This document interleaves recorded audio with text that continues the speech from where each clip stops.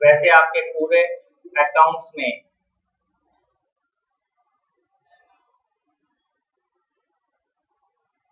जितने भी चैप्टर हैं उसमें आप लोग ने पहला चैप्टर इंट्रो का पढ़ा। मैंने इंट्रो का मतलब ये हुआ कि अकाउंट्स के बारे में जानना। फिर आपने पढ़ा जर्नल, पहला फर्स्ट बुक्स, प्राइमरी बुक्स। फिर आपने पढ़ा लेजर। फिर आपने पढ़ा ट्रायल बैलेंस और फिर आपने पढ़ा कैश। जिन लोग का ये चैप्टर में कोई भी चैप्टर छूटा है या जो लोग ने बाद में ज्वाइन किया है और उन लोग का ये चैप्टर सब तक नहीं हुआ है तो कोई बात नहीं, आज जो चैप्टर से कर रहे हैं वहां से आप लोग स्टार्ट कीजिए और प्रीवियस चैप्टर का हम वन बाय वन आप लोगों का स्ट्रैटेजी बना देंगे कैसे आपको कवर करना है। जिनका छूटा है, हाँ जिनका भी छूटा है वो उनका हम अब साथ में जिनका एक सब कॉमन है उनको हम देंगे क्लासेस कैसे करना है और कैसे आप पूछोगे, हम आपको क्या बताएंगे वो आपको एक्स्ट्रा हम करवाएंगे, ठीक है। बट यहाँ से जब स्टार्ट कर रहे हैं हम लोग तो आप लोग यहाँ से तो कम से कम आज के क्लास के बाद का जो टॉपिक है उसको मिस आउट ना करें। और अगर बाई चांस कोई कभी एब्सेंट हो जाए तो कोई बात नहीं, आप चाहो तो ये जो अभी ऐप है इस ऐप में ही आपको डायरेक्ट ऑनलाइन मिल जाएगा। अभी नहीं है, अभी तो हम यूट्यूब से करवा रहे हैं आज, बट ऐप के द्वारा भी जाएगा तो आप ऐप में देख सकोगे और उस समय नहीं देख सकते हो तो बाद में देख लोगे। दैट इज विदिन 24 आवर्स जो आज क्लास होगा वो क्लास का वीडियो आपके ऐप में आ जाएगा। ये आज से स्टार्ट होगा। प्रीवियस वाला तो डाल रहे हैं और अब वाला जो है करंटली जाएगा। तो आप लोग को थोड़ा मेहनत करना है और ध्यान रखना है अपने आप कि मेरा कौन सा क्लास चल रहा है कौन सा नहीं चल रहा है। और एटलीस्ट आप चाहो तो अपने कॉपी में इंडेक्स बना सकते हो और इंडेक्स में ये रहेगा कि जिस चैप्टर का कितने क्लासेस हो रहे हैं वो भी नोट करो, क्लास नंबर, ताकि आपका वो क्लास नंबर और मेरा क्लास नंबर का मैचिंग हो। माने एक पेज आपको इंडेक्स का बनाना पड़ेगा, चैप्टर का नाम फिर क्लास नंबर और उस क्लास में जो टॉपिक पढ़ा रहे हैं वो भी लिख लोगे तो आपको यही याद रहेगा एग्जाम के समय में कि कौन सा वीडियो हमको देखना है किस टॉपिक पर। समझ रहा है? तो ये स्ट्रेटेजी आपको अभी से बनाना पड़ेगा, नहीं तो क्या होगा कि लास्ट में जाके जब आप रिवीजन करोगे ना और सोचोगे कि हम कोई वीडियोस देखें तो ये दिमाग में आएगा वीडियो कहां से देखें। अगर एक चैप्टर का 5 वीडियो है तो किससे देखें? क्या क्लास 1 से क्लास 5 पांचों वीडियो देखें? तो आप बोलोगे 5 वीडियो में इतना टाइम लग जाएगा तो नहीं देख सकेंगे। तो एटलीस्ट आपको मालूम होना चाहिए किस वीडियो में क्या topic. Class 1, class 2, class 3, class 4, लेकिन ये स्पेसिफाइड नहीं रहेगा कि वो वीडियो में क्या टॉपिक, वो मेरे लिए मुश्किल हो जाता है। कई बार वीडियोस में पूरा टॉपिक कवर भी तो नहीं होता है, लेकिन आप अपने अनुसार तो लिख सकते हो ना कि भाई आज सर ने एक सम नंबर 1 से 10 करवाया, होमवर्क दिया, तो आप लिख लीजिए वहां पर इस क्लास नंबर 1 में सम नंबर 1 से 10 तक का होमवर्क था। इससे आपको बाद में याद रहेगा वो 10 तक का इसको समझ में आएगा। तो वो आप अपने आप को सिंपल वे में कितना अच्छे परसेंट लिख सकते हो ये आपके ऊपर डिपेंड करता है। और ये आपके लिए एकदम नया है, मतलब अभी तक हम लोग भी इंडेक्स बनाते थे तो हम लोग लिखते थे पेज नंबर 1 से लेकर 20, चैप्टर नंबर 1, चैप्टर नंबर 2 21 से लेकर 35। बट अब आपको डिजिटली जाना है तो उसका भी रिकॉर्ड रखना पड़ेगा कि कौन सा वीडियो का क्लास क्या टॉपिक है, वो डिटेल्स आप अपने कॉपी में नोट कर लीजिए, ठीक है। ट्रायल बैलेंस क्लास, तो ये चैप्टर्स जो है जिनका जो छूटा है उनसे हम कंसल्ट करके 1 बाय 1 जिसका इसका भी छूटा उनको एक ग्रुप अलग से करके उनको देंगे क्लास करने के लिए, फिर उनसे पूछेंगे और हम होमवर्क चेक करेंगे। इस तरह से हम ले लेंगे। आपका क्लास खत्म होने के बाद अपने लोग बैठेंगे और उसको एक टाइम पीरियड दिया जाएगा, 2 दिन 3 दिन, 2 दिन में वीडियो देख लीजिए, फिर आप मेरे से पूछिए 15 से 20 मिनट। आप चाहो तो जरूरी नहीं है कि आप यहाँ आके पूछना चाहो, आप चाहो तो हम लोग एक स्लॉट बना लेंगे 15 से 20 मिनट का जूम क्लास में, जो उस समय उन लोग आ जाएंगे उस जूम क्लास के अंदर में जो हम भी रहेंगे और सामने सामने आप लोग को जो पूछना है जिसको वो पूछेगा और हम बता देंगे। तो वो जरूरी नहीं कि आपको प्रेजेंस इन क्लास होना चाहिए। वीडियो देखने के बाद हम लोग एक टाइम कर लेंगे जो सुटेबल टाइम सबके लिए रहेगा वो टॉपिक के लिए, वो जूम में भी हम लोग कर सकते हैं। और आप लोग आना चाहोगे तो आप आ भी सकते हैं, ठीक है। पर आपको ये लगेगा ना कि भाई 15 मिनट का पूछना है और आने और जाने में मेरे को आधा पौन घंटा लग जाएगा, तो वेस्टेज जब टाइम भी ना हो तो आप जूम में भी हम लोग करेंगे, ठीक है। और जो लोग ऑनलाइन में हैं, जो लोग ऑनलाइन पढ़ रहे हैं उनके लिए भी सब चीज वैसे ही, वो लोग भी जूम में कनेक्ट हो सकते हैं, ठीक है।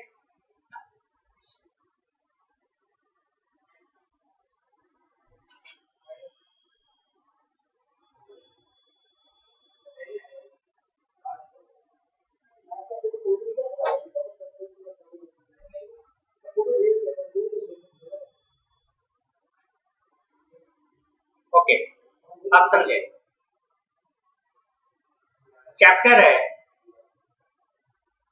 बैंक रिकॉन्सिलेशन स्टेटमेंट, जिसका शॉर्ट फॉर्म है बीआरएस। अब इसमें बहुत चीज समझना है, मतलब यहां से इसके पहले का चैप्टर तो समझना था ही, लेकिन यहां से मेजर आपका एक मतलब लार्ज वन, यहां से आप अलग अलग टाइप के चैप्टर जो सीखोगे उसमें बहुत काम वाला चीज। पहले हम ये जानना चाहेंगे कि आप लोग जो ये अकाउंट सीख रहे थे वो अकाउंटिंग का पर्पस क्या था, जो कि हमने पहले भी डिफाइन किया था। आप लोग सभी लोग अकाउंट सीखने का इच्छा है, सीख रहे हो, बट पर्पस क्या है? पर्पस हमने बताया था एक ही, जो कोई भी अकाउंट सीखना चाहेगा उसका पर्पस यहां से चालू, बिजनेस। मतलब आप ये जो अकाउंट सीख रहे हो बिजनेस के लिए सीख रहे हो, चाहे वो बिजनेस आपका अपना हो, चाहे वो बिजनेस किसी दूसरे का हो। अगर आपका अपना बिजनेस है तो उस बिजनेस में जो भी ट्रांजैक्शंस होंगे उनको रिकॉर्ड करने के लिए आप अकाउंट सीख रहे हो। और अगर आप किसी दूसरे के बिजनेस में जाते हो as an staff, clerk, officer, और उनके बुक्स ऑफ अकाउंट्स, उनके अकाउंट्स को मैनेज करना हो तो भी आपको अकाउंट सीखना पड़ेगा। अल्टीमेटली हमारा अकाउंट्स डिपेंड्स है बिजनेस के ऊपर, और बिजनेस में होते हैं ट्रांजैक्शन।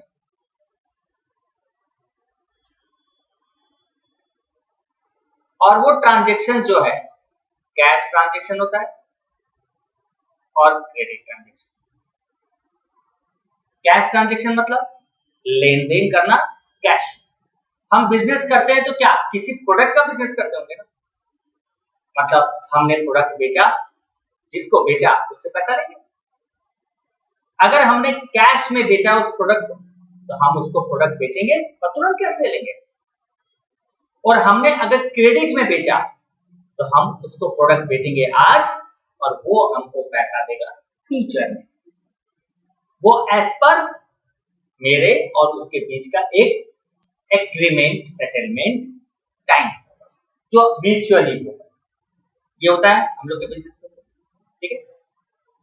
जब आप बिजनेस स्टार्ट करते हो तो आपको याद है आप एक टीएल बनाते हो। क्या होता है TL? Trade licence. Trade licence मतलब आपको परमिशन दिया जाता है कि जिस लोकेलिटी में आप बिजनेस करना चाहते हो उस लोकेलिटी का म्युनिसिपल कॉर्पोरेशन से आपको परमिशन लेना पड़ेगा।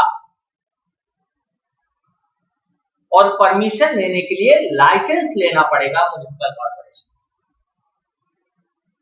और वो लाइसेंस के लिए आप म्युनिसिपैलिटी में अप्लाई कीजिएगा, म्युनिसिपल अप्रूव करेगा आपका एड्रेस, बिजनेस। अप्रूव करने के बाद आपको एक सर्टिफिकेट दे देगा, 1 ईयर सर्टिफिकेट। और वो सर्टिफिकेट आपको अप्रूव करता है you can do the business, जो बिजनेस उसमें मेंशन किया हुआ है। जिस प्लेस ऑफ बिजनेस जहां पर आप ऑफिस एड्रेस दिए हो उस प्लेस ऑफ ऑफिस एड्रेस पर। समझ आ रहा चीज पॉइंट? अब आपने लाइसेंस बनाया, बिजनेस स्टार्ट किया। अब बिजनेस जब स्टार्ट करोगे तो किस तरह से गुड्स खरीदोगे और गुड्स बेचोगे। उसके लिए आप चाहे अपने ऑफिस में गुड्स को रख लीजिए और बेचने के समय ऑफिस से बेचिए। अगर ऑफिस छोटा है तो आप सोचते हैं गोडाउन कर लेते हैं, आप गुड्स गोडाउन में रखोगे, कस्टमर जो भी आएगा उसको आप ऑफिस में बैठा के बातचीत करोगे और गुड्स गोडाउन से दोगे। लेकिन ये सब गुड्स खरीदने और बेचने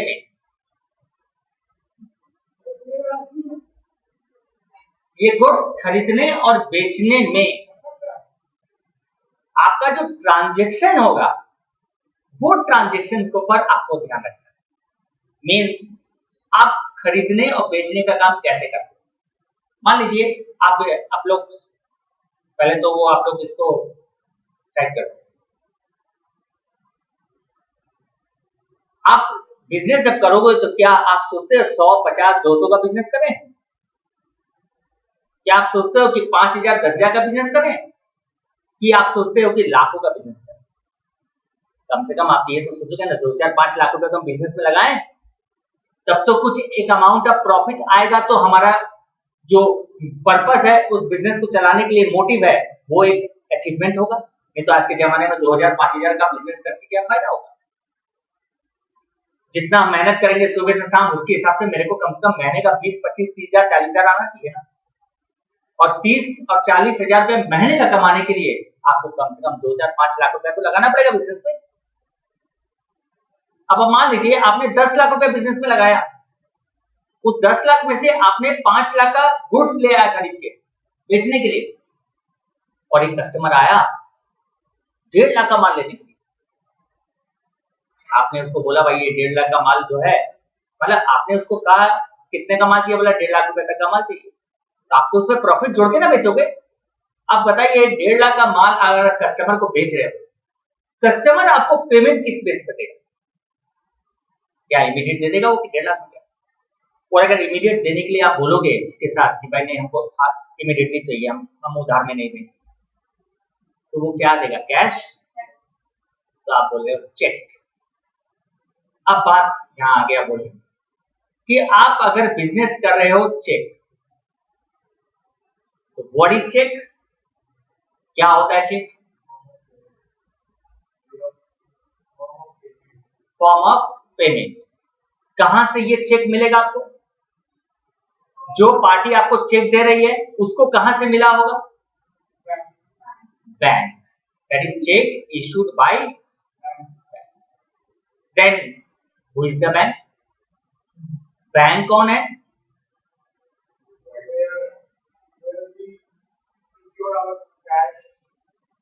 तो हम बोल सकते हैं एक simple language, bank is the care taker.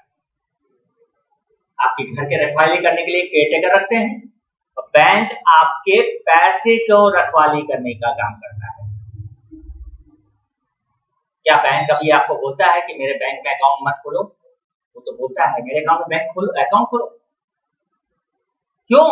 वो क्यों बोलता है पब्लिक को, आप जैसे हमको, कि मेरे अकाउंट में बैंक है? किस कैसे बैंक क्या प्रॉफिट अर्न करेगा? आपसे पैसा लिया और आपको जरूरत पड़ा तो दे दिया।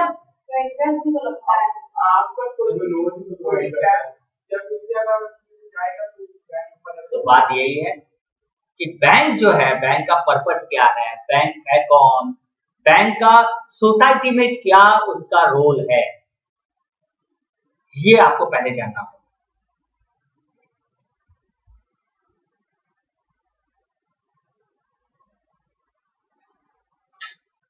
तो बैंक, तो अब हम लोग थोड़ा सा अपने बिजनेस से हट के थोड़ा साइड में चलते हैं।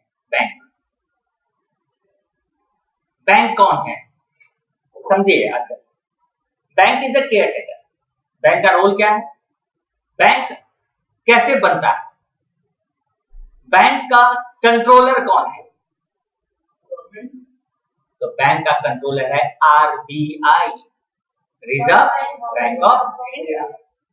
दैट मीन्स आप जितने भी बैंक को पहचानते हो, उनके नाम को जानते हो, axis bank, HDFC bank, ICICI bank, Allahabad bank, UCO bank, chartered bank, और आपका कैनरा बैंक, यूनियन बैंक, कितने सारे बैंक। और आप सोचो कि आपका पैसा अगर बैंक में आप जमा करते हो, इट इज सिक्योर। कई बार तो आप सुने भी होंगे कि कई सारे बैंक में पैसा जमा किए, बैंक फेल हो गया। आप सुन तो लिए बैंक फेल हो गया, अरे एग्जाम थोड़ी दिए तो फेल हो गया। फेल कैसे हो गया बैंक? कैसे हम लोग बोले कि फेल हो गया? तो बैंक का सबसे इंपॉर्टेंट पार्ट है, they can collect money from the public and they can allow giving money to the needy। जिनको पैसे का जरूरत है बैंक उनको पैसा देता है इंटरेस्ट पर। आपको जरूरत है, आप बैंक के पास जाओ, जो बैंक का फॉर्मेलिटीज है पूरा करोगे, आपको जो पैसा चाहिए बैंक आपको देगा और बैंक बोलेगा कि आपको इंटरेस्ट देना पड़ेगा, प्लस जो पैसा आप लोगे वो पैसा धीरे धीरे करके आपको वापस करना होगा। तो बैंक को फायदा क्या हुआ? इंटरेस्ट। जो नीडी है, जो लैंडर है, जो बोरोअर है, वो इंटरेस्ट देता है। तो बैंक के पास पैसा आता कहां से है? ये हम नहीं, ये हम लोग के पब्लिक का पैसा आता है, जो हम लोग बैंक में अकाउंट खोलते हैं, हम लोग अपने बैंक के अकाउंट में पैसे जमा करते हैं। ठीक है, अब आप इसको ऐसे समझिए, ये है बैंक। बैंक का नाम रखते हैं अपना सपना मनी मनी।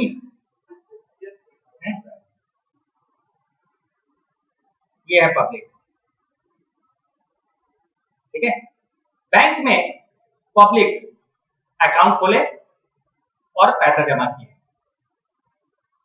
मान लीजिए 50 लाख बैंक के पास, बहुत सारे पब्लिक ने पैसा जमा किया, लगभग कैलकुलेशन किया कि विद इन 1 ईयर 50 लाख रुपए का कलेक्शन हो जा रहा है। लेकिन बैंक में आप देखोगे एवरी डे कोई ना कोई पैसा जमा करने आएगा, तो कोई ना कोई पैसा निकालने भी आएगा। देखते ही होगे, आप जब भी जाओ बैंक में कोई ना कोई तो मिलेगा ही, काउंटर कभी खाली नहीं होता है, या तो जमा करने वाला कोई बंदा होता है या निकालने वाला बंदा होता है। तो बैंक ने ये देखा कि डेली मेरा एक कैश काउंटर है, उस कैश काउंटर पर लोग खड़े रहते हैं पैसा निकालने के लिए। देखो ड्राइंग ज्यादा अच्छा नहीं आता है, पैसा निकालने के लिए खड़े रहते हैं, और कुछ लोग जो है जमा करने वाले रहते हैं। देखो हम ये थोड़ा सा मोटा आदमी बना दिए, पैसा जमा कर रहा है ना, पैसा ज्यादा, निकालने वाले के पास कम है, दुबला पतला कर दिया। तो ये जमा करने वाला व्यक्ति है जो पैसा जमा कर रहा है, और ये विड्रॉ कर रहा है। तो आज बैंक को ये मालूम है कि एवरी डे जमा करने वाला 5 लाख रुपया जमा करता है, विड्रॉ करने वाला 8 लाख विड्रॉ करता है। या हम ये बोले कि रोज 5 लाख रुपया आता है और 8 लाख रुपया निकालने वाला ले जाता है। तो बैंक ने ये स्ट्रेटेजी बना लिया कि हमको अपने तरफ से बैंक काउंटर पर 3 लाख रुपया एडिशनल रख दें। काम हो गया। बैंक के पास कितना ऑलरेडी पहले से जमा है, तो उसने उसमें से 5 लाख निकाल लिया और निकाल के काउंटर पर रख दिया। बाकी 45 लाख जो है बैंक जानता है कि ये पैसा हमको अभी किसी को देना नहीं है, क्योंकि जो भी आएगा 8 लाख रुपए तक लेने आएगा, हमने 5 लाख काउंटर पर रख दिया है, 5 लाख और पब्लिक आता है जमा करता है, हम उसमें से 8 लाख दे देते हैं, 2 लाख तो बचा ही रहता है, कुछ सरप्लस रहता तो कोई नुकसान नहीं है। इससे क्या होता है कि ये 45 लाख रुपीस जो है ना बैंक का कांस्टेंट, बैंक बोलती है कि क्यों नहीं हम इस 45 लाख जो मेरे पास पड़ा है पब्लिक का, इसको हम कहीं ना कहीं किसी को जरूरत है उसको दे दें, और उससे क्या ले लें, इंटरेस्ट ले लें। तो बैंक ने कुछ पब्लिक को लोन दे दिया जो मांग रहा था, ऐसे कई सारे पब्लिक है, और उनसे इंटरेस्ट ले रहा है। तो बैंक का रेवेन्यू इनकम इंटरेस्ट हुआ, और बैंक बोलता है कि जो पब्लिक ने मेरे को 50 लाख रुपए दिया है ना, उनको हम इंटरेस्ट देंगे। भाई ये लोग बैंक में पैसा जमा किया तो इंटरेस्ट देंगे, बट देने वाला इंटरेस्ट अगर 6% है तो बैंक लेता है इंटरेस्ट 10%। मतलब जिसको लोन देता है उससे 10% लेता है, और जो लोग हम लोग पब्लिक जमा करते हैं बैंक में उसको 6% देता है। तो बैंक को तो 4% का फायदा हुआ, बट बैंक में स्टाफ भी तो है, बैंक जहां पर खुलता है उसका रेंट भी तो है, इलेक्ट्रिसिटी बिल भी तो है, तो बैंक का कुछ खर्चा भी तो है। तो चलिए खर्चा जितना भी है वो 4% इंटरेस्ट आने के बाद भी, बैंक का खर्चा माइनस करने के बाद भी कुछ बच जाता है, तो बैंक का तो फायदा है। बट बैंक कोई बिजनेस नहीं है कि उसको फायदा लेना है।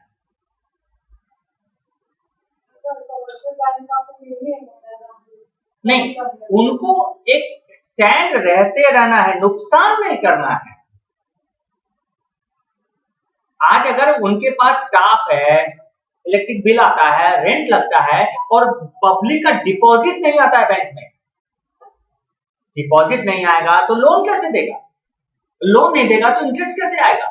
तो उतना इंटरेस्ट आता ही नहीं है जितना उनका खर्चा है रोज का या महीने का। तो वहां पर बैंक क्या करेगा? जो बैंक का ब्रांच है, मेन हेड ऑफिस बैंक क्या करेगा? उस ब्रांच को बंद, बोलेगा नहीं भाई इसमें मेरा खर्चा बेसी आ रहा है, आप तो पब्लिक से पैसा जमा करवा नहीं सक रहे, तो हम उस ब्रांच को क्या कर देंगे। तो देखते हो एक बैंक जिसका कोई भी पर्टिकुलर नाम है, एक्सिस बैंक, एक जगह है क्या? जो ऑल आर ब्रांच, उसका एक हेड ऑफिस होता है। वो हेड ऑफिस देखता है कि मेरे किस किस एरिया, सिटीज, टाउन, विलेज में कहां पर बैंक है जहां पर ज्यादा से ज्यादा पब्लिक डिपॉजिट देती हो, तो वो पैसे को बैंक इंटरेस्ट के तौर पर किसी को देके इनकम अर्न करे। बट हमारा मैटर्स यहाँ पर बैंक के ऊपर रिसर्च करना नहीं है, हमारा मैटर्स ये है कि हम अगर एज ए बिजनेसमैन हैं तो हम भी अपने बिजनेस का अकाउंट बैंक में खोलेंगे, बिजनेस का, बिजनेस के नाम पर। तो यहां पर मेरा एक क्वेश्चन है, bank account, what are the different types of bank account? बोलिए, कुछ आइडिया है? नहीं नहीं नहीं, वो तो आपके अकाउंट्स का, बैंक अकाउंट, बैंक में आप जाओगे, बोलेगा हमको अकाउंट खोलना है, कौन सा खोलना है अकाउंट? वो पूछेगा कौन सा अकाउंट खोलना है, तो अकाउंट खोलना है आपके बैंक में, बट कौन सा, क्या नाम? नहीं, हाँ पर्सनल, मतलब आपका कहने का मतलब कि आप अपने नाम से खोलना चाहते हो। Very good.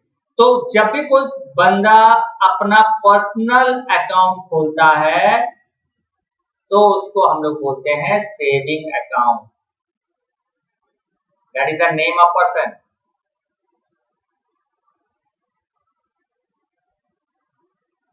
लेकिन हमको अपने नाम से नहीं खोलना है, हमको मेरे बिजनेस के नाम से खोलना है।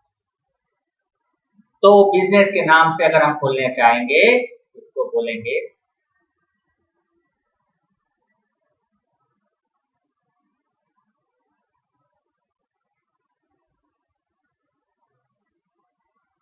Current account. यहाँ करंट अकाउंट का मतलब नहीं कि 440 वोल्टेज वाला अकाउंट है, यहाँ करंट अकाउंट रिप्रेजेंट करता है, it is a business name account. Business के नाम से आप अकाउंट खोलने जाओगे, बैंक में बोलेगा हमको बिजनेस के नाम से खोलना है, तो सबसे पहले बैंक बोलेगा आपको करंट अकाउंट खोलना होगा, और दूसरा चीज बोलेगा if you have a trade licence, तो आप बोलोगे यस, तो वो आपसे डॉक्यूमेंट्स लेगा आपका, बिकॉज आप बिजनेस के नाम से खोलोगे, but who is the operator of business, who is the account holder of that business account, तो आपको अपने नाम से बताना पड़ेगा you are the authorised person of the business, और बैंक आपके बिजनेस के नाम से अकाउंट खोलेगा, एंड अकाउंट खोलने के बाद आपको वो देगा चेक बुक।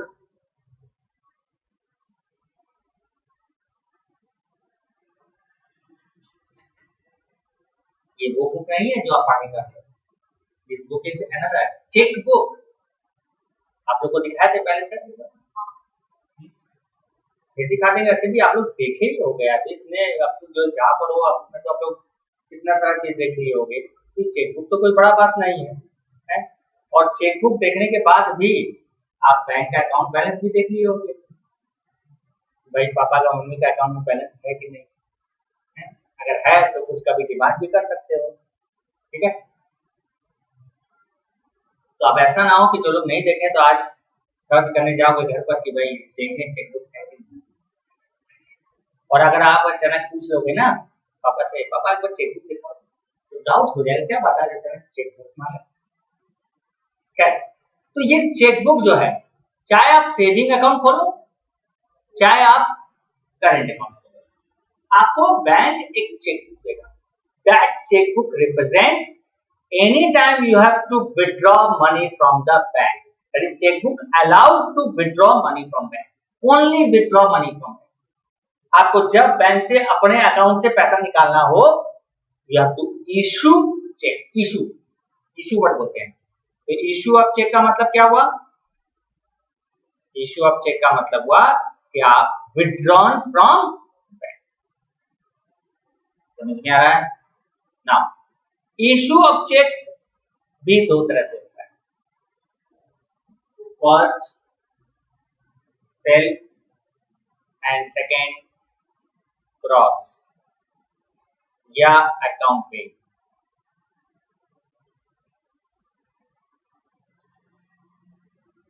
आप बोलोगे क्या है भाई, सेल्फ क्या है, अकाउंट पे क्या है, ये भी समझ लेना जरूरी है, ठीक है। प्रैक्टिकल लाइफ में बहुत काम आएगा ना। मेरा अकाउंट, मेरे बिजनेस का account, I am the authorised person, I want to withdraw money 10,000 rupees in account from the account, और मैं जा रहा हूं बैंक में विथड्रॉ करने, और I have a cheque. Cheque ऐसा होगा,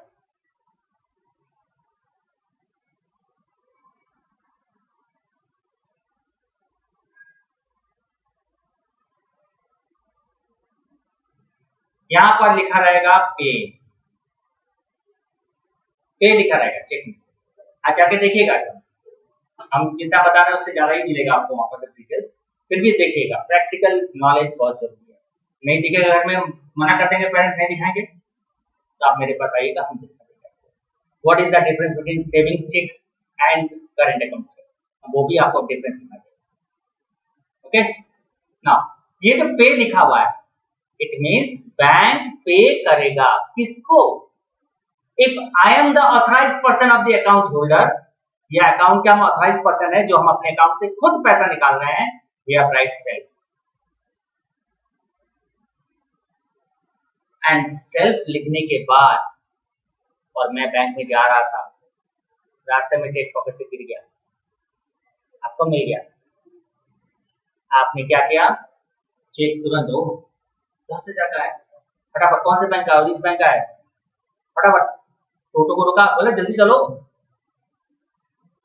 गया बैंक में, काउंटर पे गया, चेक दिया, काउंटर ने देखा, आपसे साइन करवाया, आपको 10,000 रुपया दे दिया, आप बैंक से निकल गए। उसके बाद हम पहुंचे बैंक में, बोला मेरा चेक गिर गया है, कोई आया था क्या लेने के लिए? बोला चला गया, अब हम ढूंढ नहीं सकते।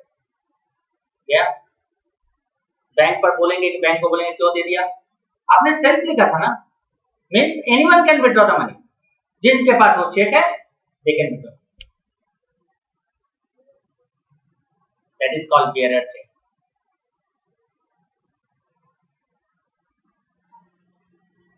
समझ में आया? देन ऑलवेज याद रखिए, carry safely cheque, self cheque. कभी पेरेंट्स आपको दे कि बैंक से लेकर पैसा निकाल लो और सेल्फ चेक दिया रहेगा, तो आप जाके निकाल तो सकते हो, बट उसको कैरी बहुत संभाल के कीजिएगा, और भूल से गिर जाए तो सबसे पहले घर नहीं बैंक चले जाइएगा। Clear? Okay now what is account पे चेक? अब इसमें हमने सेल्फ की जगह, क्या नाम है, कविशा, SHA, वेरी गुड, ये भी एक अच्छा चीज है। अगर हमने रॉन्ग नेम लिखा तो बैंक पैसा नहीं देगा, हर चीज ठीक से लिखा रहना चाहिए, ठीक है। अब जैसे क्या होता है ना, अच्छा आगे बताएंगे, चलिए अब एक चीज और है दिमाग में, कविशा लिख दिया हमने, और यहां पर हमने ये वर्ड लिख दिया, और इसको क्रॉस कर दें। अकाउंट पे वर्ड लिख दिया और कविशा का नाम लिख दिया और 10,000 लिख दिया। कविशा 10,000 का चेक लेके जा रही थी, रास्ते में गिर गया। क्या? कोई टेंशन नहीं, no one can withdraw the money, only Kavisha, और इसके अलावा कोई विड्रॉ नहीं कर सकता। बेफिक्र हो गए, गिर गया क्या है, दूसरा चेक ले लेंगे, क्योंकि वो चेक जिसको भी मिलेगा कोई फायदा नहीं, बिकॉज दिस अमाउंट जो अकाउंट पे लिखा हुआ है, इसका मतलब है दिस अमाउंट वो भी विड्रॉ नहीं कर सकती बैंक से, वो अपने बैंक में जाके इस चेक को जमा करेगी, अपने बैंक को देगी, वो बैंक, उसका बैंक मेरे बैंक के पास आके पैसा ले जाएगा। That is account to account. वो अपने बैंक में जमा करेगी, उसके बैंक से बैंक के पास मेरे बैंक के पास आएगा खबर कि आपके अकाउंट का चेक आया मेरे पास 10,000 का, क्या बैलेंस है उस बंदे के पास? मेरा बैंक बोलेगा यस, देन वो बैलेंस उसके अकाउंट में ट्रांसफर होगा, उसके बाद वो अपने अकाउंट से निकाल। ये तो अच्छा है ना। इट मींस आप जब भी चेक इश्यू करो, अकाउंट पे करो, सेफ रहेगा। समझ आ रहा पॉइंट? तो दोनों में। तो हम अगर बिजनेस करते हैं तो हम किस तरह का चेक इश्यू करना चाहिए मेरे को? अकाउंट पे। और एक चीज है इसमें फायदा है क्या? अगर हम सेल्फ चेक आपको देते हैं तो आप तुरंत जाइए, आपके हाथ में आया, दौड़ा गए बैंक में, in a same day same time immediately जाके बैंक से पैसा निकाल सकते हो। इसमें टाइम लगता है। हमने उसको चेक दिया, वो अपने बैंक में जमा करेगी, जमा करने के बाद उसका बैंक एक या दो अपने पहले ट्रांजैक्शन एंट्री करेगी बैंक अपने बुक्स में, उसके बाद वो एक या 2 दिन के बाद मेरे बैंक को खबर देगी। अभी तो डिजिटलाइज हो गया है, कंप्यूटराइज हो गया है, तो बहुत थोड़ा जल्दी हो जाता है, 1 दिन या 2 दिन में। पहले जब मैन्युअली होता था तो 7 दिन लगते थे। मतलब आज हम उसको चेक दिए हैं, मेरे अकाउंट में पैसा नहीं है, हमने चेक दे दिया, हमको मालूम है कि उसका चेक मेरे पास 7 दिन के बाद आएगा मेरे बैंक में, विद इन 4 to 5 डेज में हम अरेंज कर लेते, पैसा जमा कर देते। ऐसा होता था पहले बिजनेस। और उसमें कभी कभी ऐसा भी तो होता था कि हम बैंक में पैसा जमा करना ही भूल गए। अब उसने अपने बैंक में जमा कर दिया चेक, उसका बैंक आया हमारे बैंक के पास पैसा लेने के लिए, और मेरे बैंक ने बोला भाई इसके अकाउंट में पैसा नहीं है, तो चेक क्या हुआ? That is called dishonoured of cheque. क्या होगा? वो चेक वापस जाते क्या होगा? कुछ होगा नहीं, उसका शरीर लाल, चेहरा लाल हो जाएगा, चेक वापस आ गया है, अब तो भैया के पास जाके डंडा लेके जाना पड़ेगा, डर जाकर निकालना। तो ये पहले होता था, बट अब कंप्यूटराइज सिस्टम से आपको 1 to 2 डेज के अंदर ही मालूम पड़ जाता है कि आपके अकाउंट में पैसा आया है, मैसेज आ जाएगा आपके पास। ठीक है, फिर भी 1 या 2 दिन लगता है। और ये क्वेश्चन आपने पूछा, बहुत अच्छा बात था, क्योंकि ये आपको अभी DRS में काम आएगा। ओके, ये चीज समझ में आया अकाउंट का। तो हम बिजनेस के अकाउंट का बात कर रहे थे, हम करेंट अकाउंट का बात कर रहे थे, हम चेक इशूड का बात कर रहे थे कि जब भी हमको पैसा विड्रॉ करना हो तो हम चेक इशू करेंगे, और जब हमको पैसा जमा करना हो बैंक में तो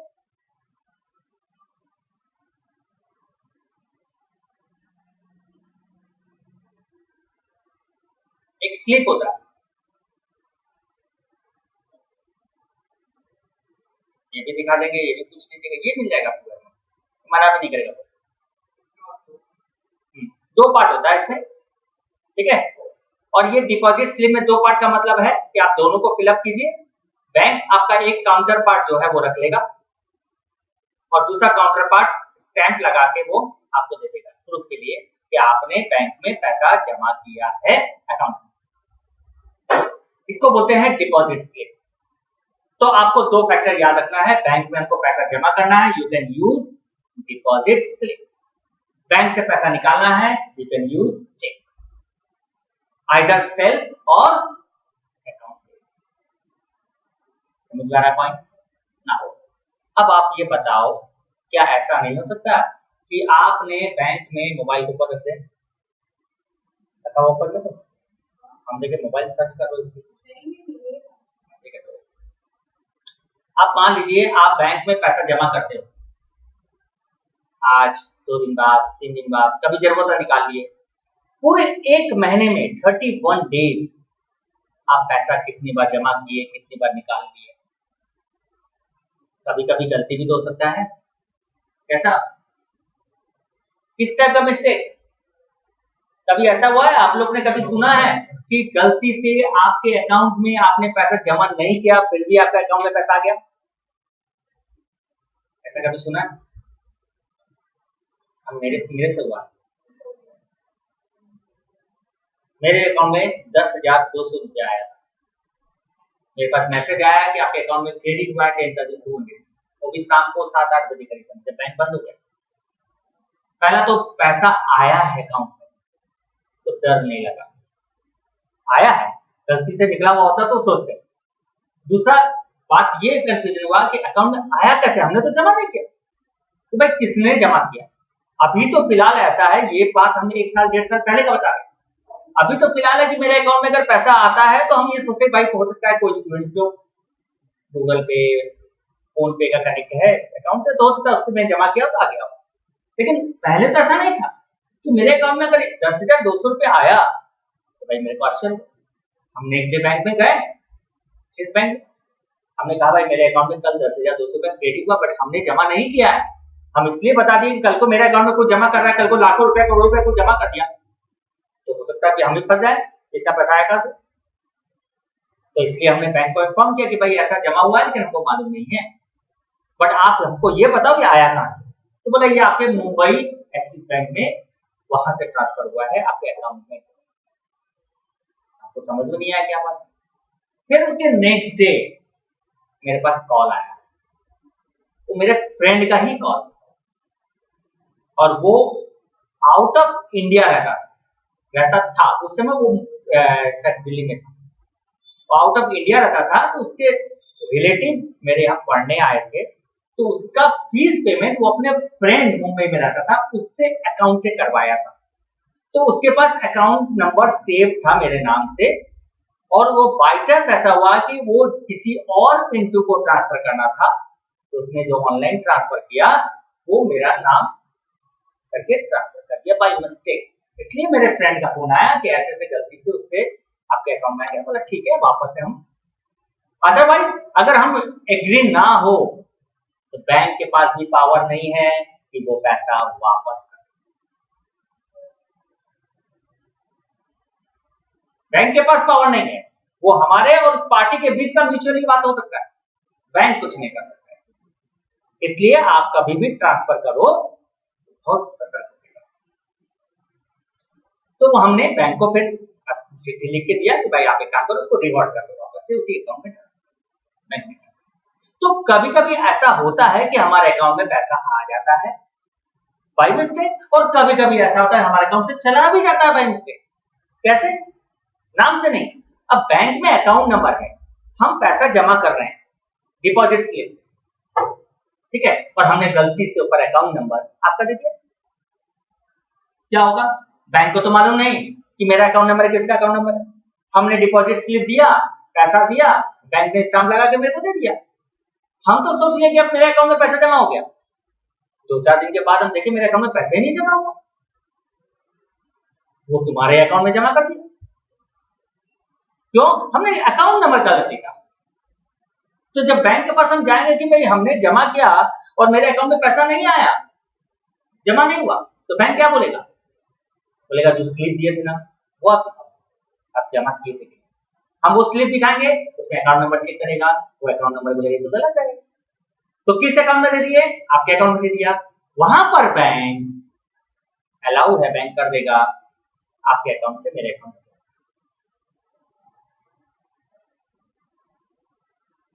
समझ आ रहा है पॉइंट? क्लियर?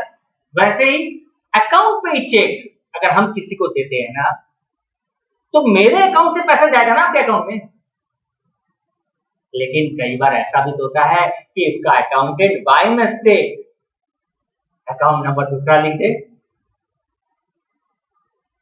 दूसरे के अकाउंट से पैसा दे दिया, मेरे अकाउंट के बजाय चेक हमने दिया लेकिन दूसरे के अकाउंट से पैसा ट्रांसफर हो गया, ऐसा भी तो सकता है। That means there is some mistake errors arise हो सकते हैं क्योंकि पैसा का लेन देन है, ह्यूमन बींग्स कर रहे हैं, कंप्यूटर ऑपरेट तो ह्यूमन बींग करता है, गलती तो हो जाता है कहीं। अच्छी पॉइंट। तो इस तरह के मिस्टेक होते हैं जिसके कारण क्या होता है, हमारे अकाउंट का बैलेंस जो है वो क्या होता है, इस बैलेंस हो जाता है। ठीक है, और भी है कैसे, जैसे कि हमने कहा था ना, हमने चेक दिया उसको, उसने अपने अकाउंट में जमा किया, उसका बैंक मेरे बैंक के पास आया, 3 दिन लग गया, 3 दिन के बाद हमने उसको पैसा ट्रांसफर किया, ऐसा भी तो होता है। समझ में आ रहा पॉइंट। तो ये सब चीज एक एक पॉइंट जो हम बता रहे हैं ना, इन सब का बीआरएस से कनेक्ट है, कनेक्शन है, जो आपको वहां बीआरएस से बताएंगे तब आपको समझ में। अभी तो फिलहाल समझ में आ रहा है ये पॉइंट, ठीक है। इसके अलावा हम बैंक में पैसा जमा करते हैं, बैंक मेरे को क्या देती है, इंटरेस्ट। मेरे लिए इंटरेस्ट क्या हो गया, रिसिप्ट, इनकम। और कभी कभी बैंक मेरे से चार्जेस भी लेती है, सर्विस चार्ज, बैंक चार्ज। जैसे हमने इसको चेक दिया या उसने मेरे को चेक दिया, हम अपने बैंक के पास गए, जमा कर दिया चेक, उसका बैंक गया उसके पास पैसा लेने के लिए, उसके अकाउंट में पैसा नहीं है, तो चेक क्या हो गया, वापस आ गया। वापस आ गया तो वो बैंक ने मेरे को इन्फॉर्म किया कि आपका चेक वापस आ गया, चेक ले लीजिए। बैंक बोलेगा हमने जो सर्विस दिया उसके पास गया है, पैसा मांगे नहीं दिया, उस सर्विस चार्ज का पैसा दो। तो बैंक मेरे से वो सर्विस चार्ज, बैंक चार्जेस बोल के ले लेगा। तो बैंक मेरे को इंटरेस्ट देता है मेरे डिपॉजिट पर, बैंक मेरे से बैंक चार्जेस देता है सर्विस चार्ज। ठीक है, हम चेक किसी को दे सकते हैं और किसी से ले भी तो सकते हैं, जमा करके, ये भी हो सकता है। समझ ला रहा है कि all these are transactions related to business and bank. ये सब किससे कनेक्ट हो रहे हैं, मेरे बिजनेस और मेरे बैंक से। तो बात फिर वही आ गया कि बैंक में हम एक महीने में अगर 15 बार बैंक गए, पैसा जमा किए, 15 बार गए बैंक से, जरूरत पड़ा पैसा निकाल भी लिए, इनका हिसाब किताब कौन रखेगा, बैंक को रखना पड़ेगा। बैंक के पास कितने कितने सारे अकाउंट होल्डर हैं, सबका हिसाब रखना पड़ेगा ना। बैंक किसको पहचानता है, आपको नहीं, मेरे को नहीं, बैंक पहचानता है मेरे अकाउंट नंबर को, अकाउंट नंबर। वहां पर अकाउंट नंबर मेरा टाइप होगा तो बैलेंस आ जाएगा, मेरा कितना बैलेंस मेरे अकाउंट में। किसी का भी अकाउंट नंबर टाइप होगा, बैलेंस बता देगा। तो बैंक समझता है अकाउंट नंबर से। अब आप बताओ कि बैंक में हम इतनी बार पैसा जमा करेंगे, निकालेंगे, तो बैंक को तो हर ट्रांजेक्शन का हिसाब किताब रखना पड़ेगा, और गलती ना हो ये बैंक का जिम्मेदारी है। लेकिन बैंक ने कहीं गलती किया, गलती से मेरे अकाउंट से पैसा दे दिया किसी दूसरे को, गलती से दूसरा का पैसा मेरे अकाउंट में जमा कर दिया, ऐसा हो सकता है। Who is the responsible, bank. But ये बात कौन बताएगा, बैंक को नहीं मालूम पड़ेगा तो कौन बताएगा, मतलब हमको बताना पड़ेगा ना। अगर मेरे अकाउंट से पैसा गलती से निकाल लिया बैंक, दूसरे को दे दिया, या मेरे अकाउंट में गलती से जमा कर दिया दूसरे का पैसा, तो हमको ना बताना पड़ेगा। हम कब कैसे बताएं, क्या मेरे पास मैसेज आता है वो मैसेज देख के बताएं? हमको भी बैंक में जितनी बार पैसा जमा करेंगे और जितनी बार निकालेंगे उसका रिकॉर्ड भी हमको अपने पास रखना पड़ेगा।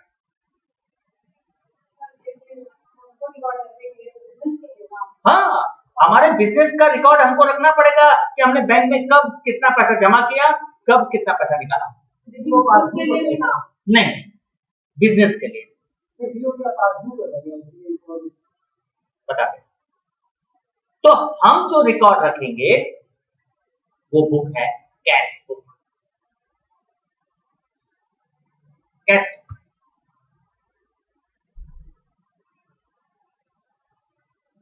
वो भी कैश बुक में आप लोग ने पढ़ा या जिन लोग ने नहीं पढ़ा, एक होता है सिंगल कॉलम और एक होता है डबल कॉलम। कॉलम मतलब कॉलम जो होता है, ठीक है, और डबल का मतलब दो कॉलम बनाते हैं और एक में कैश रिकॉर्ड करते हैं और दूसरे में चेक ट्रांजेक्शन रिकॉर्ड। तो जो चेक ट्रांजेक्शन को जो रिकॉर्ड करते हैं डबल कॉलम में, वो हमको कैश बुक बनाना पड़ेगा। अभी आप कैश बुक समझो, डबल कॉलम से मतलब ही कैश बुक समझो कि हमको जो भी बैंक में हम पैसा जमा करेंगे, बैंक से जो भी पैसा हम निकालेंगे, उनका रिकॉर्ड हम अपने बुक्स में रखेंगे। दैट इज बिजनेसमैन अपने बुक्स में रखेगा, उस बुक का नाम होगा कैश बुक। और हम जो ट्रांजैक्शन बैंक के साथ कर रहे हैं, पैसा जमा करना निकालना, उन सबको जब हम अपने कैश बुक में लिखेंगे तो बैंक भी तो लिखेगा अपने बुक में, और उस बुक का नाम होता है बैंक बुक। और उस बैंक बुक को हम लोग बोलते हैं पासबुक या बैंक स्टेटमेंट।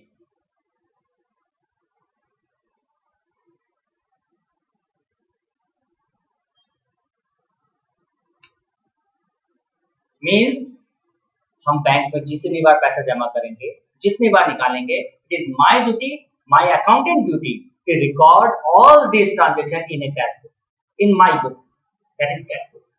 और वो कैश बुक कहां पर होता है? मेरा ऑफिस में। अकाउंटेंट कहां होगा? ऑफिस में। और उस अकाउंटेंट के नॉलेज पर ही चेक दिया जाएगा, चेक जमा किया जाएगा, ताकि अकाउंटेंट को मालूम रहे तो वो कम से कम अपने बुक में रिकॉर्ड कर सके, और हमको मेरे पूछने पर वो मेरे को बता सके कि आज कितने रुपए का चेक जमा हुआ है, कितने रुपए का चेक किसी पार्टी को दिया गया है जो बैंक से निकाल लेगा पैसा, ताकि मेरे को मालूम रहे कि बैंक में बैलेंस। वो कहां से मालूम पड़ेगा? कैश बुक से, हमारे बुक से, जो पूरे एक महीने में जितनी बार पैसा जमा किए, जितनी बार पैसा निकाले हैं, उन सबको लिखने के बाद क्लोजिंग बैलेंस निकालेंगे एंड ऑफ द मंथ कि मेरे बैंक में कितना बैलेंस होना चाहिए। समझ में आ रहा चीज पॉइंट?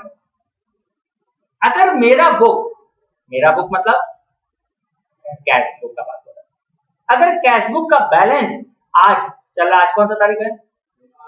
वेरी गुड, आज आपका तो first day of the month है, first day of the month है, तो लास्ट डे कल था। कल तक में हमारा अकाउंटेंट जो है कैश बुक बना के बैलेंस निकाला होगा, अगर वो निकाला है 1,25,000, छोटा अमाउंट नहीं बता रहे, बड़ा अमाउंट बता रहे इसलिए ताकि आपको मालूम है कि बड़ा अमाउंट है, 1,25,300 कैश बुक का बैलेंस बता रहा है। हमने कहा भाई ठीक है, ये बैलेंस है, ओके, आप काम करो, कल बैंक में जाके पता करो क्या यही बैलेंस बैंक में है। वो गया अकाउंटेंट, बैंक में गया नेक्स्ट डे और बैंक में बोला कि हम मेरे अकाउंट का बैलेंस बताइए। बोला कौन, क्यों बताते हैं? हर किसी को थोड़ी बताते हैं।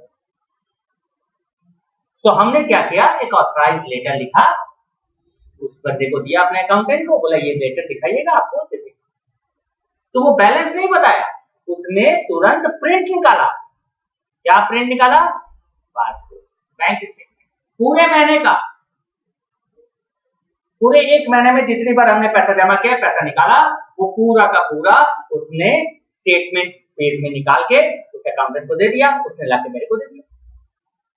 और मैंने जब देखा बैलेंस बैंक का, तो बैंक का बैलेंस 1,20,100 रुपए, और मेरा कैश बुक क्या बोल रहा है? 1,25,300 रुपया।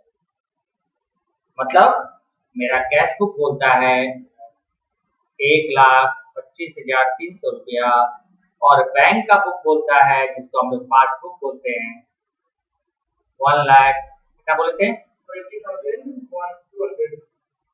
चलिए ठीक है, चलिए कोई बात नहीं, कौन सा अपने को पैसा लेने देना है, ठीक है। अब आप बताइए, बैंक बोलता है इतना, मेरे हिसाब से इतना, कौन सही कौन गलत? कौन किसका सही है किसका गलत है? बैंक बोलेगा आप अपने बुक में ज्यादा लिख दिए होगे, हम बोलेंगे नहीं आप अपने बुक में कम लिख दिए, तो क्या झगड़ा कर लें? हमको उसके बुक का पासबुक के जितने भी महीना भर में ट्रांजेक्शन हुआ है और हम अपने कैश बुक में पूरे महीने भर में ट्रांजेक्शन लिखे हैं, उसको अपने बुक के साथ क्या करेंगे? मैच करेंगे और देखेंगे कहां पर मिस्टेक, एरर्स, गलती हुआ है। और कई बार मिस्टेक नहीं होता है, गलती नहीं होता है, due to banking rules and regulation के कारण भी पासबुक का बैलेंस और हमारे कैश बुक का बैलेंस डिफरेंस होता है। कैसे? अभी हमने कहा था ना, हमने इसको चेक दिया, वो अपने बैंक में गई, जमा की, 3 दिन के बाद उसका चेक मेरे पास आया। हमने उसको दिया था 30 अक्टूबर को, हमने उसको दिया 30 अक्टूबर को चेक, उसने 31 अक्टूबर को बैंक में जमा किया, उसका बैंक 1 नवंबर को आया मेरे बैंक के पास पैसा लेकर, लेकिन 31 अक्टूबर को तो उसका बैंक मेरे पास नहीं आया था, लेकिन हमने उसको चेक कब दे दिया? 30। तो हमने जब चेक दिया तो कैश बुक में लिख दिया होगा ना कि 10,000 सॉरी 5,000 100 का चेक हमने इसको दिया, और हमने चेक इसको दे दिया, हमने अपने कैश बुक में लिख दिया 30 तारीख को, अकाउंटेंट को बोला भाई इसको चेक दे दिया है, लिख दो कैश बुक में, उसने तुरंत लिख दिया कैश बुक के पेमेंट साइड में कि भाई हमने पेमेंट कर दिया 5,000। बट वो क्या मेरे बैंक से पैसा निकाल ली 30 तारीख तक, 31 तक? नहीं, उसका बैंक कब आया मेरे बैंक में?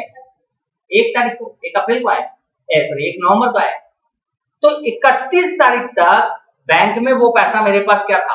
पड़ा हुआ था, और बैंक को 31 तारीख को जाके तो हम स्टेटमेंट लेके आए, तो बैंक ने तो अपने हिसाब से ठीक ही दिया ना, क्योंकि बैंक से तो पैसा निकाला, लेकिन हमने अपने कैश बुक में लिख दिया कि हमने पेमेंट। तो due to this effect cash book balance and passbook balance differ हो जाता है। तो this is not the errors, this is the banking system rules. तो उस बैंकिंग सिस्टम के कारण ही हमारा कैश बुक और बैंक का पासबुक मैच, और due to some errors and due to some transactions, which transaction? जैसे हमने कहा था बैंक हमसे क्या लेता है? चार्ज, बैंक चार्जेस हमसे लेता है। बैंक कब लेता है वो चार्जेस? जब एंड ऑफ द मंथ 31 अक्टूबर, 31 अक्टूबर को बैंक ने मेरे से ले लिया 500 रुपया, क्या बोल के? Bank charges. लेकिन 31 अक्टूबर तक में जब हम स्टेटमेंट लाएंगे तब तो हमको मालूम पड़ेगा ना बैंक ने मेरे से 500 रुपया दिया, क्योंकि बैंक मेरे को फोन करके थोड़ी बताता है अकाउंट से बैंक चार्ज ले लो। बैंक तो सीधा ही मेरे अकाउंट से पैसा तो ले लेता है, उसके पास ही तो पैसा पड़ा और मेरे पासबुक में लिख देता है बैंक चार्जेस। लेकिन ये बात मेरे को कब मालूम पड़ता है? जब हम 31 को स्टेटमेंट लाएंगे और 1 तारीख की सुबह जब वो स्टेटमेंट देखेंगे तो बैंक ने मेरे से 500 रुपया लिया, लेकिन क्या ये बैंक चार्जेस हमने अपने बुक में दिखाया है? नहीं दिखाया, क्योंकि हमको तो मालूम ही नहीं था। 1 तारीख को मालूम पड़ा है, 31 तक मालूम, समझ आ रहा था पॉइंट? तो ड्यू टू बैंक चार्जेस हमारा बैंक का बुक और मेरा कैश बुक में डिफरेंस आ जाता है। जैसे बैंक अलाउड इंटरेस्ट, बैंक हमको इंटरेस्ट दिया मेरे डिपॉजिट पर, कब?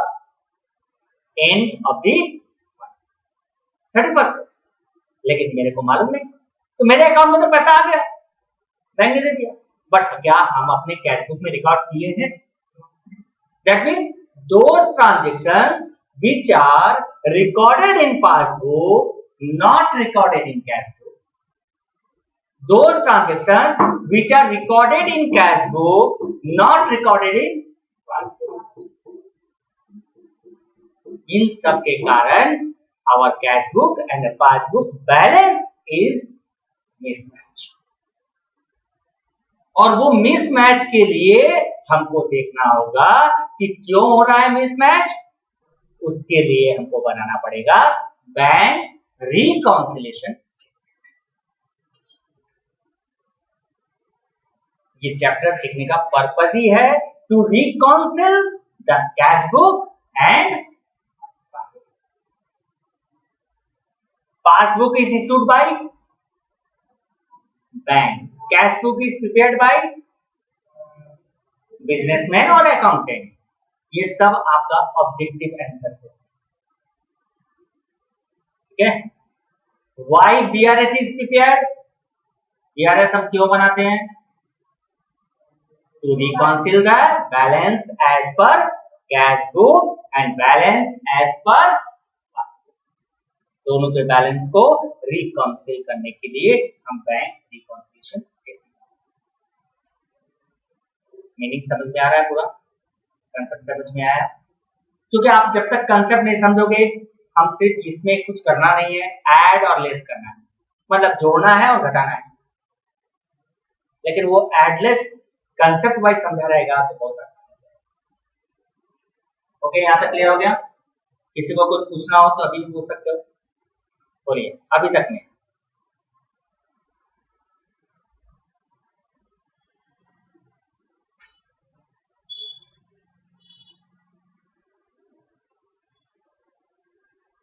एक सेकंड का ब्रेक ले लो, ठीक है?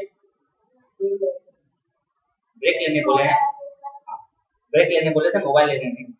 सब 30 सेकंड का ब्रेक में मोबाइल ही ले रहे, माने आप लोग भी वेट करते हो कि शायद कुछ नया मैसेज कुछ ऐसा तो आया होगा।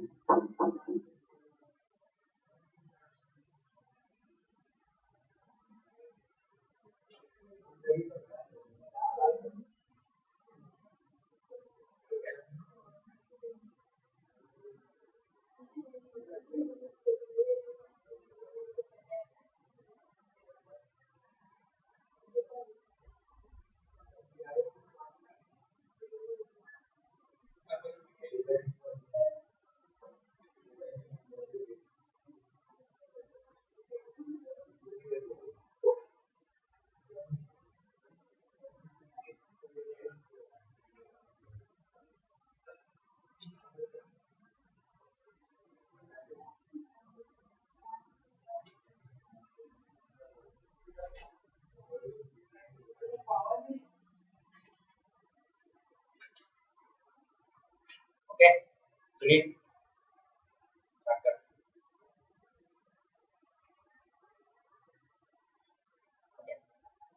तो अब हम लोग को सीखना है causes of difference between cash book and passbook।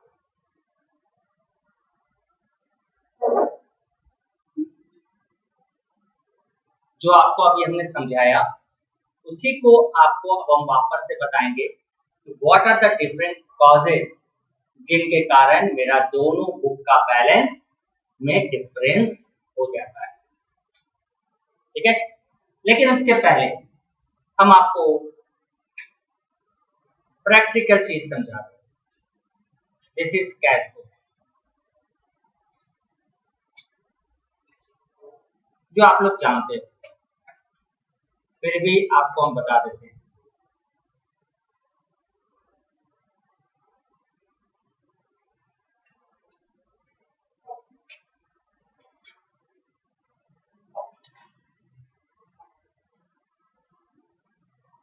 देखिए, समझिए पहले, अभी कुछ नोट नहीं करना है, सबको नोट मिलेगा। ये है कैश बुक, और कैश बुक को हमने दो पार्ट में डिवाइड कर दिया। This is left hand side, this is right hand side. Left hand side is called debit side, right hand side is called credit side. Cash book, left hand side is called receipt side and right hand side is called, always we have written to and by. एक चीज account में हमेशा ध्यान रखिए, कभी confuse नहीं होगा। आप डेबिट और क्रेडिट वर्ड जब लिखोगे तो टू एंड बाय आएंगे। मीन्स किसी भी लेजर में जब डेबिट और क्रेडिट साइड होता है तो टू बाय होता है ऑलवेज। अगर स्टेटमेंट बनाओगे जिसमें डेबिट क्रेडिट नहीं होता है तो उसमें टू एंड बाय को भी हम लोग नहीं लिखते। ये पूरे अकाउंट्स के rule. This is receipt side, means cash book. Receipt side means my business received cash in the form of check which is deposit into bank. That means आप ये समझे, कैश बुक का रिसिप्ट साइड रिप्रेजेंट करता है amount deposit in the bank. अगर हम यहां पर लिखते हैं सही स्पेलिंग है, 10,000 rupees receive from Kabija, not possible. ठीक है, अब ये बताएं, हमने अगर यहाँ लिखा है टू काबिसा 10,000 और ये हमारा बैंक का कॉलम है। Bank column means it is deposit into, इसका मतलब ये पैसा मेरे पॉकेट में नहीं है, ये पैसा मेरे बैंक के पॉकेट में है जो मेरे नाम से है। तो जब भी मेरा बिजनेस किसी से भी रिसीव करेगा तो मेरा अकाउंटेंट कैश बुक के रिसीप्ट साइड में शो करेगा, और जब मेरा बिजनेस किसी को पे करेगा तो वो कैश बुक, मेरा अकाउंटेंट कैश बुक के, that is the thing must be maintain. ये हमेशा दिमाग में रखना है और अपने आप को, अपने बिजनेस को अपने तरीके से सोचिएगा, बिजनेस के तरीके से। हम बैंक के तरीके से नहीं सोचेंगे, हम अपने बिजनेस के तरीके से सोचेंगे। क्या? तो आपको यहाँ क्या मिला? Cash book. Who is prepared cash book? Business accountant, that is my, me और a business, my business. And cash book debit side shown receipt which is money deposit into bank, and credit side shown as payment made from the bank. या ये बोल रहे हैं this is inflow into bank and this is, but एक चीज ध्यान रखिए, bank कोई और कोई नहीं है, वो केयर टेकर है मेरा, इसलिए बैंक से हम पैसा निकाल रहे हैं ये दिमाग में मत रखिए कि बैंक दे रहा है। बैंक तो सिर्फ देने का एक जरिया है। दे रहा किस अकाउंट से? मेरा पैसा दे रहा है, ये ध्यान रखिएगा। हम बैंक में जमा कर रहे हैं तो मेरे अकाउंट में जमा हो रहा है, बैंक रिसीव कर रहा है केवल, तो केयर टेकर। आप नौकर को घर में पैसा दिए सामान ले आओ, तो पैसा नौकर को दिया, आप अपने लिए दिए हो सामान लाने के लिए, वो नौकर का पैसा नहीं हो गया, ठीक है। बट बैंक मेरे को इंटरेस्ट दे रहा है, तो बताइए हम कैश बुक में कहां लिखना चाहिए? बैंक अगर मेरे को इंटरेस्ट देगा तो डेबिट, क्या आप लिखेंगे? To bank interest. क्यों? बैंक अपने पॉकेट से मेरे को दे रहा है, मेरे अकाउंट में जमा कर रहा है, तो मेरे लिए वो क्या हो गया? रिसीव्ड हो गया। मतलब मेरे अकाउंट में जो पैसा आएगा वो मेरे लिए क्या माना जाएगा? रिसीव्ड। और मेरे अकाउंट से पैसा चला जाएगा तो हम क्या मानेंगे? इसमें कोई यहाँ पर ये बनाना ही नहीं है, तो आपको हम समझा रहे हैं, ये बनाना ही नहीं है, बना चुके हो। अगर कैश ट्रांजेक्शन होगा विदाउट चेक तो हमारे बैंक कॉलम में उसका एंट्री नहीं होता है। कौन से कॉलम में होता है? तो कैश कॉलम अलग से बनाते हैं, उसमें जाता है। तो हमको उससे कोई मतलब ही नहीं है। हमको किससे मतलब है? Only transactions related to bank. Clear? समझ में आ गया ना? सिमिलरली अगर ये कैश बुक हम बनाते हैं, मेरा अकाउंटेंट बनाता है, तो वैसे ही बैंक क्या बनाता है? पासबुक। बैंक बनाएगा पासबुक, और वो पासबुक कैसा होगा?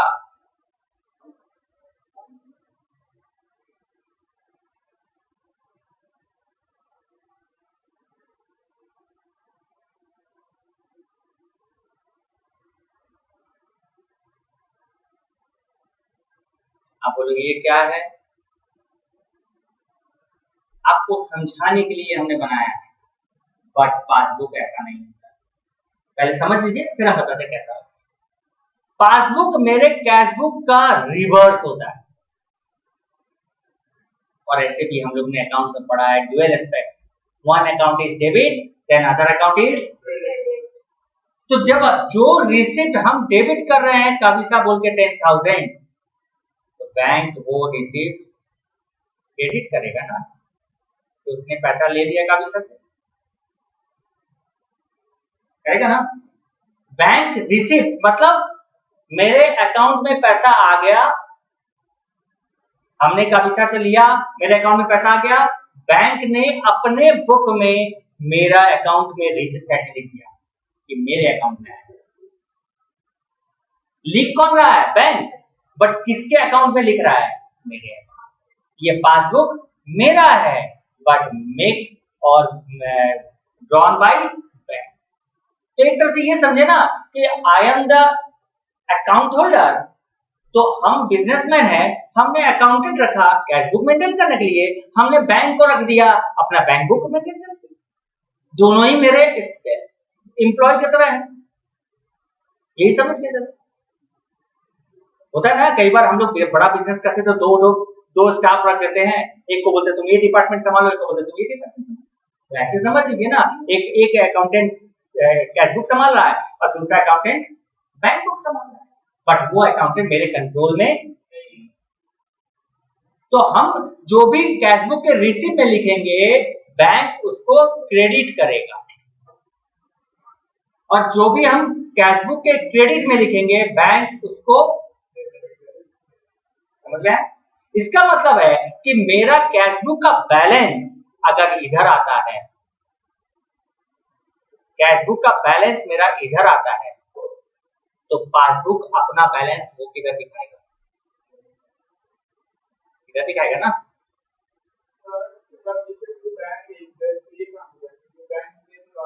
तो बैंक यहाँ पर लिखेगा बाय इंटरेस्ट। हाँ, हम रिसीप्ट में लिखेंगे तो बैंक भी रिसीप्ट में लिखेगा। अगर वो पेमेंट में लिख देगा तो गलत हो गया, तो फिर तो दोनों का बैलेंस मैच करना ही नहीं है। समझ में आ रहा? तो कहने का मतलब है, आप बोलोगे इधर क्यों बैलेंस हमने दिखाया? ये कौन सा साइड है? Left hand side. Left hand side को क्या बोलते हैं कैश बुक में? डेबिट।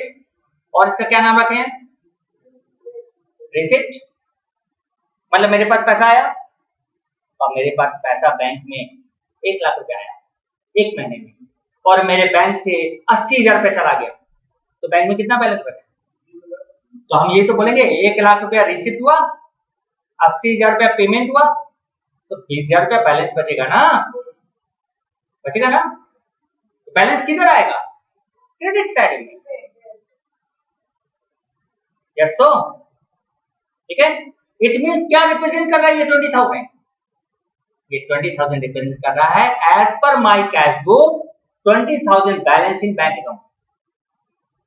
यही रिप्रेजेंट कर रहा है कि बैंक में 1,00,000 रुपया पूरे महीने में जमा किए, 80,000 रुपया बैंक से हमने निकाल लिया पूरे महीने में, तो मेरा बैंक में बैलेंस कितना होना चाहिए? इट इज फेवरेबल और अनफेवरेबल। मेरे लिए वो फेवरेबल है कि अनफेवरेबल है? फेवरेबल है, 20,000 का बैलेंस तो है। तो बैंक भी तो अपना बैलेंस बताएगा कि रिसिप्ट हमने पूरा 1,00,000 किया, और पेमेंट हमने 80,000 किया, तो बैलेंस आपका कितना आया? तो बैंक कितना बैलेंस बताएगा? 20,000। किस साइड में? डेबिट साइड में। बैंक तो डेबिट साइड में बैलेंस दिखा रहा है और मेरा बैलेंस किधर आ रहा है? अपोजिट आना ही है ना, हम लोग एक अकाउंट डेबिट तो दूसरा अकाउंट क्रेडिट करते हैं। तो ऑलवेज मेरा जो भी बैलेंस होगा, जिस साइड में बैलेंस होगा, उसका just opposite side balance bank का। ये समझ में आ रहा है? ठीक है। अब बैंक स्टेटमेंट जो हम अभी बताया ना, पासबुक, ये पासबुक ऐसा नहीं होता है। आपको प्रैक्टिकल सम्स करने के लिए हमने ये समझाया, बट पासबुक ऐसा नहीं होता है। पासबुक कैसा होता है कि आप अपने घर पर जाके अपने मम्मी पापा को बोलिएगा फटाक से पासबुक निकालिए, हमको देखना है। क्या समझेंगे? अरे पासबुक मांग रहे हैं, मतलब बैलेंस चेक करना है क्या कि बैंक में बैलेंस कितना है? तो देखिए, date, particulars, withdrawal, deposit, balance.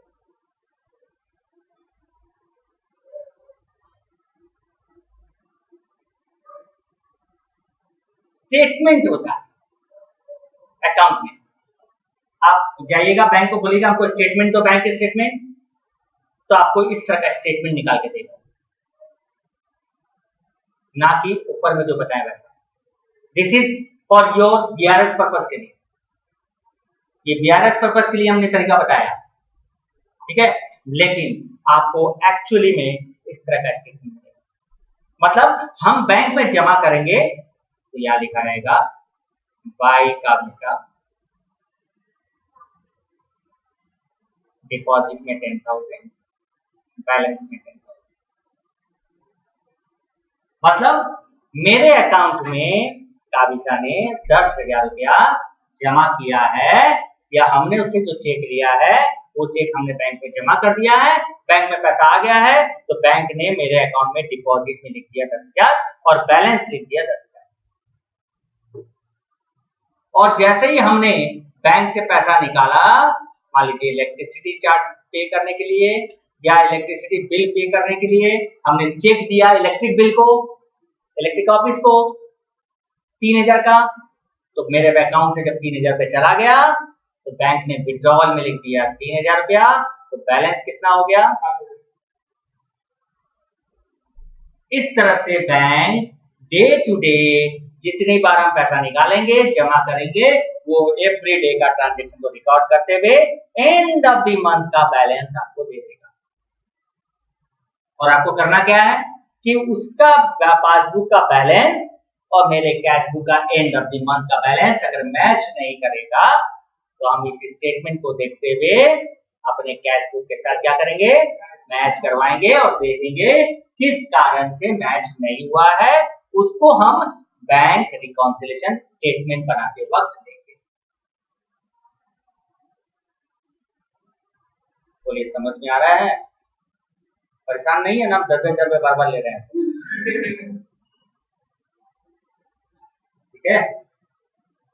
अगले बार चेंज कर देंगे, दूसरे से सबका अकाउंट से एक बार 5,000 ले लेंगे, ठीक है। तो यहां पर आपको हमने ये बता दिया कि कैश बुक कैसे बनाते हैं, किस साइड में क्या लिखते हैं, और पासबुक कैसे बनाते हैं for the purpose of BRS, but actually passbook का पर्पस होता है क्या। क्लियर यहां तक में? Without no doubt clear. आज हम लोग यहीं तक करें, समझाने का काम आज हो गया। तो अब कॉजेज ऑफ ट्रांजैक्शन जो है ना, डिफरेंसेस कॉजेज जो है, वो हम लोग नेक्स्ट क्लास में करेंगे, क्योंकि 10 से 12 कॉजेज है जिसके कारण मेरा दोनों बैलेंस मैच नहीं करता है। एक एक को हमको डिस्क्राइब करना होगा। तो हाफ आज बताएं, हाफ अगले क्लास में बताएंगे तो फायदा नहीं होगा। उससे बेटर है कि वो नया टॉपिक नए क्लास में। तो आज आपको हमने क्या क्या डिस्क्राइब किया? बैंक क्या होता है, पासबुक क्या होता है, कैश बुक कौन बनाता है, कैश बुक का बैलेंस और पासबुक का बैलेंस मैच नहीं करता है तो बीआरएस बनाते हैं, कैश बुक और पासबुक का बैलेंस क्यों मैच नहीं करता है, उसका कुछ हमने प्रैक्टिकली चीज समझा। समझाया है, मतलब थ्योरेटिकली समझने से समझाया है। प्रैक्टिकली तो तब समझाएंगे ना जब आपको बैंक में लेके जाएंगे, थ्योरी प्रोसेस ये समझ में आया। तो ये मतलब इस थीम के बेस पर जब प्रैक्टिकल सम करोगे ना तो बहुत आसान लगेगा, जबकि लोगों को DRS टफ लगता है, बट हम बोलेंगे DRS सबसे इजी। ओके, तो चलिए आज यहीं तक का रहा क्लास। नेक्स्ट क्लास आप लोगों का as per your schedule time जो है, और शेड्यूल टाइम फिर से बता देते हैं। आपका क्लास कब कब है? Wednesday, Friday, Sunday. कुछ सॉल्यूशन हुआ